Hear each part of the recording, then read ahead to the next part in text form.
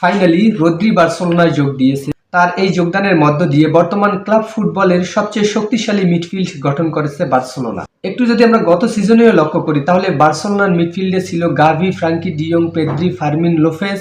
সেখানে নতুন করে যুক্ত হলো রদ্রি। বর্তমান সময়ে বিশ্বের সবচেয়ে সেরা ডিফেন্সিভ মিডফিল্ডার তিনি। একটা ম্যাচ কিভাবে পরিচালিত হবে, ম্যাচটা স্লো হবে নাকি দ্রুত অ্যাটাকে যাবে নাকি কাউন্টার অ্যাটাকে যাবে, সবকিছুই নির্ধারণ করে এই রদ্রি।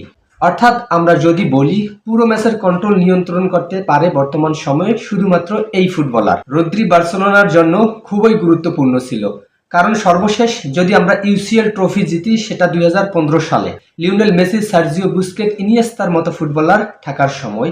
তার পরবর্তী সময়ে ইউরোপিয়ান প্রতিযোগিতায় বার্সেলোনার বলার মতো কোনো সাফল্য ছিল না। এখন আমরা বলতে পারি সার্জিও বুস্কেটের সেই ফেলে রাখা চাবিটা রদ্রির হাতেই দিয়ে দিল বার্সেলোনা। বার্সেলোনার পুরো সিস্টেমটাই নিয়ন্ত্রণ করবে এখন রদ্রি। তার সাথে পেদ্রি, পাউ কুবার্সির মতো ফুটবলার রয়েছে। পজিশনিং, পাসিং, অ্যাটাকিং যতটা না গুরুত্বপূর্ণ ভূমিকা পালন করবে তার থেকে ডিফেন্সিভ এবং ডিস্ট্রয়ের ভূমিকায় রদ্রিকে বেশি দেখা যাবে। বর্তমান সময়ে বার্সেলোনার সবচেয়ে অভিজ্ঞ ডিফেন্ডারের নাম পাউ কুবার্সি, কারণ বার্সেলোনা ইতিমধ্যেই তার গত মৌসুমের যে অধিনায়ক ছিল আরাহো তাকে বিক্রি করে দিয়েছে।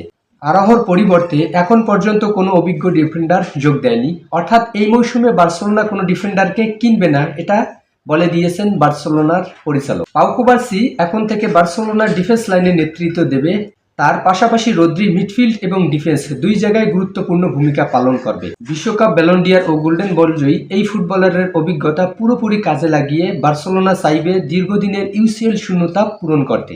এবারের মৌসুমে রাফিনহা, লামিন ইয়ামাল ও অ্যান্থনি গর্ডন যদি বার্সেলোনার স্কোরিং সমস্যা সমাধান করে দিতে পারে তাহলে নিঃসন্দেহে বলা যায় এবারের মৌসুমে বার্সেলোনা সব ধরনের ট্রফি জয়ের জন্য উপযুক্ত দল।